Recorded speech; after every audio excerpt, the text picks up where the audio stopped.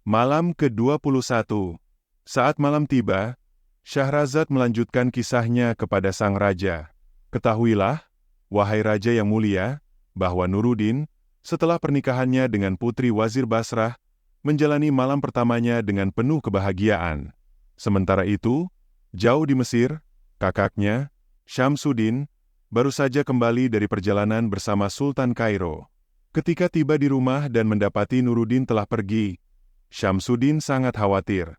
Para pelayan memberitahunya bahwa Nuruddin pergi dengan hati penuh kegundahan, mengarahkan bigalnya ke Kaliub, dan tak ada seorang pun yang tahu kemana dia setelah itu.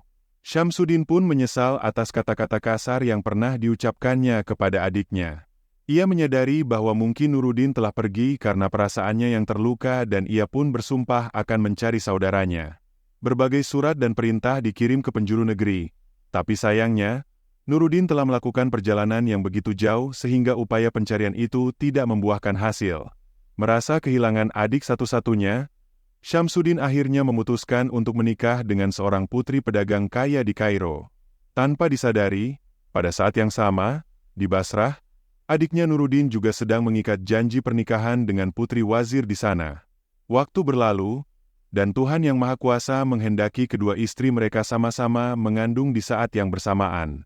Tak lama kemudian, istri Syamsuddin melahirkan seorang anak perempuan yang sangat cantik, gadis tercantik di seluruh Kairo. Sementara itu, di Basrah, istri Nuruddin melahirkan seorang anak lelaki yang tampan, hingga para penyair pun terinspirasi menggambarkan ketampanannya. Anak itu diberi nama Hasan Badruddin. Kelahiran Hasan membuat kakeknya, Wazir Basrah, sangat gembira, dan ia mengadakan pesta besar yang meriah. Setelah itu, Wazir membawa Nuruddin untuk menghadap Sultan agar memperkenalkan menantunya. Di hadapan Sultan, Nuruddin menunjukkan rasa hormatnya dengan menyampaikan syair pujian. Sultan sangat terkesan dengan kepintaran, keluesan, dan sopan santun Nuruddin. Wazir kemudian menceritakan kisahnya dari awal hingga akhir, menyatakan bahwa Nuruddin adalah keponakannya dan putra dari saudara kandungnya yang merupakan wazir di Mesir. Ia juga memohon agar Sultan mengangkat Nuruddin sebagai wazir menggantikan dirinya, karena ia merasa sudah terlalu tua untuk melanjutkan tugas tersebut. Sultan yang sangat menyukai sikap dan kecakapan Nuruddin pun mengabulkan permohonan wazir dan mengangkat Nuruddin sebagai wazir baru. Sultan memberinya jubah kehormatan dan hadiah-hadiah berharga lainnya. Setelah itu, Nuruddin dan mertuanya kembali ke rumah mereka dengan penuh sukacita, sambil berkata, "Ini semua berkat keberuntungan yang dibawa oleh bayi Hasan." Esok harinya, Nuruddin kembali menghadap Sultan dan memberikan syair pujian lagi, yang membuat Sultan semakin menyukainya. Sultan kemudian memerintahkannya untuk duduk di kursi wazir dan menjalankan tugas-tugas kenegaraan. Nuruddin bekerja dengan bijaksana dan bertanggung jawab, mengurus urusan rakyat dan menyelesaikan sengketa mereka. Keahlian dan kecerdasan Nuruddin dalam menjalankan tugasnya membuat Sultan terkagum-kagum, dan ia pun menjadi orang yang sangat dihormati dan disayang Sultan. Seiring waktu, kekayaan Nuruddin pun bertambah. Ia memiliki banyak tanah subur dengan taman dan kincir air, serta usaha dagang yang menguntungkan. Dengan statusnya sebagai wazir dan kedekatannya dengan Sultan, Nuruddin menjalani kehidupan penuh kemakmuran dan kebahagiaan di Basrah. Namun, jauh di Kairo, keluarganya, terutama saudaranya Syamsuddin, masih terus mengenangnya, berharap suatu hari mereka bisa bersatu kembali. Ketika Hasan berumur 4 tahun, wazir tua, yang merupakan ayah mertua Nuruddin, meninggal dunia. Nuruddin memberikan upacara pemakaman yang sangat mewah untuknya, kemudian mulai fokus pada pendidikan anaknya. Saat Hasan tumbuh semakin kuat dan berusia 7 tahun, ayahnya memanggil seorang guru untuk mengajarinya di rumah, dan memintanya untuk memberikan pendidikan terbaik. Selama bertahun-tahun, Hasan belajar membaca, menghafal Al-Quran, dan mempelajari ilmu yang bermanfaat. Hasan tumbuh semakin tampan dan gagah. Ia dibesarkan di istana ayahnya dan tidak pernah keluar hingga suatu hari Nuruddin memakaikannya jubah terindah, menaikkannya ke atas salah satu bigal terbaik, dan membawanya untuk menemui Sultan. Sultan terpesona dengan ketampanan Hasan dan menyukai anak itu. Penduduk kota pun takjub. Mereka menanti di jalanan untuk melihat Hasan kembali hanya untuk menikmati sosoknya yang rupawan. Sultan merasa terpikat pada Hasan dan memerintahkan agar setiap hari Hasan dibawa ke istana bersama ayahnya. Mulai saat itu, Hasan menemani ayahnya ke istana setiap hari hingga ia berusia 15 tahun. Tiba-tiba Nuruddin jatuh sakit. Ia memanggil Hasan dan memberikan petuah-petuah bijak tentang bagaimana menjalani kehidupan. Sambil teringat pada saudara lelakinya dan kampung halamannya, Nuruddin merasakan kesedihan mendalam. Dalam tangis, ia berpesan kepada Hasan, "Ketahuilah, nak, bahwa dunia ini sementara, sedangkan akhirat adalah kekal. Kamu memiliki seorang paman yang menjadi wazir di Mesir. Aku pernah berpisah dengannya tanpa izin, dan ini adalah cerita sejarah kita yang perlu kamu ketahui." Nuruddin mendiktekan kisah hidupnya kepada Hasan, termasuk pertemuannya dengan kakek Hasan di Basrah, serta tanggal pernikahannya. Ia lalu menutup suratnya, menyegel, dan berkata, "Hasan, jagalah wasiat ini. Jika sesuatu terjadi padamu, pergilah ke Mesir, temui pamanmu, dan katakan bahwa aku telah meninggal di tanah asing sambil merindukannya." Hasan menyimpan surat itu di lipatan sorbannya, menahan air mata memikirkan perpisahan yang mungkin segera tiba. Nuruddin kemudian memberikan 5 nasihat kepada Hasan. Pertama, untuk tidak terlalu akrab dengan siapapun agar aman dari kemungkinan kejahatan mereka. Kedua, untuk tidak menyakiti orang lain karena waktu akan berputar.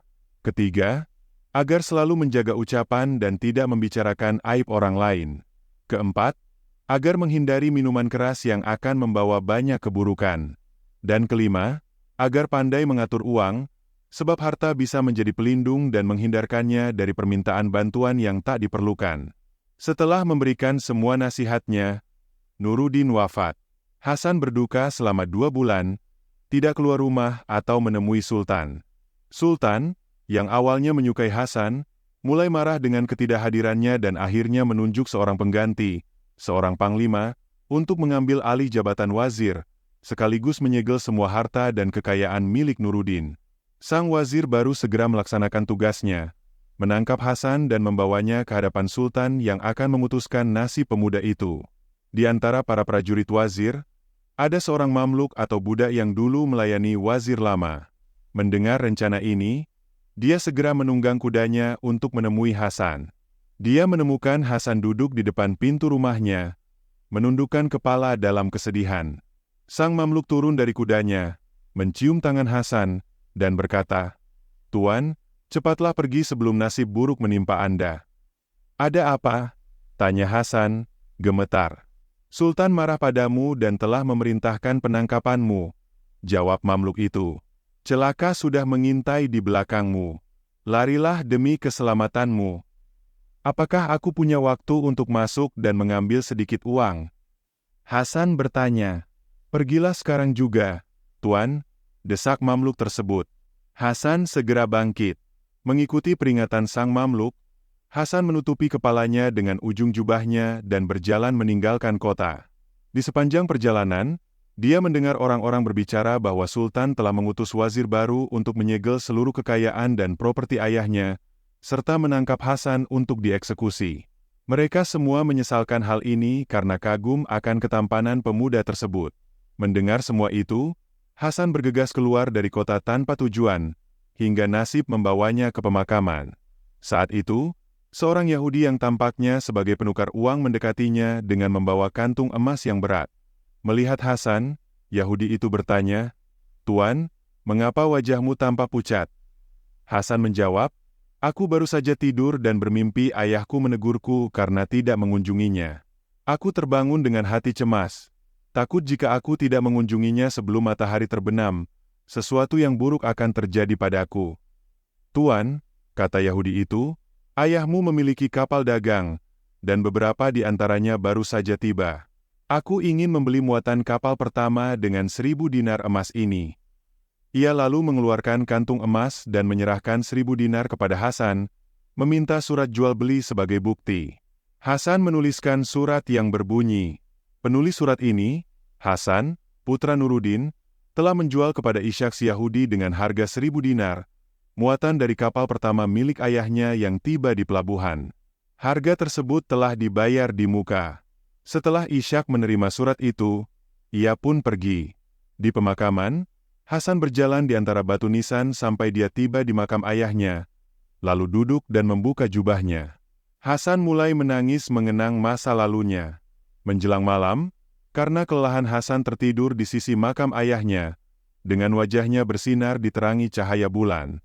Ternyata, pemakaman tersebut sering didatangi oleh jin yang beriman. Seorang jin perempuan melihat Hasan yang tertidur, terkagum-kagum pada ketampanannya. Maha suci Allah, pemuda ini seperti salah satu penghuni surga, serunya. Ia terbang berkeliling dan bertemu dengan jin laki-laki yang lewat. Jin wanita itu pun bertanya dari mana asalnya. Yang dijawab dari Kairo. Apakah kau mau melihat seorang pemuda yang begitu tampan di pemakaman? Tanya jin perempuan itu. Jin laki-laki itu setuju dan mereka terbang menuju makam. Pernahkah kau melihat sesuatu yang sebanding dengan ini? Tanya si jin perempuan. Maha suci Allah. Seru jin laki-laki. Saudariku, tahukah kau bahwa di Mesir ada seseorang yang serupa dengan pemuda ini? Dia adalah Putri Syamsuddin, berusia 20 tahun, cantik, anggun, sempurna. Ketika usianya mencapai 20 tahun, Sultan Mesir meminang gadis ini untuk dinikahi. Wahai Baginda, ampunilah hamba jika membuat Tuan kecewa. Sebagaimana Baginda ketahui, hamba mempunyai adik bernama Nuruddin yang pernah mengabdi kepada Baginda bersama-sama dengan hamba. Kami pernah membicarakan tentang perkawinan anak-anak kami kelak. Namun, keesokan harinya, ia pergi entah kemana.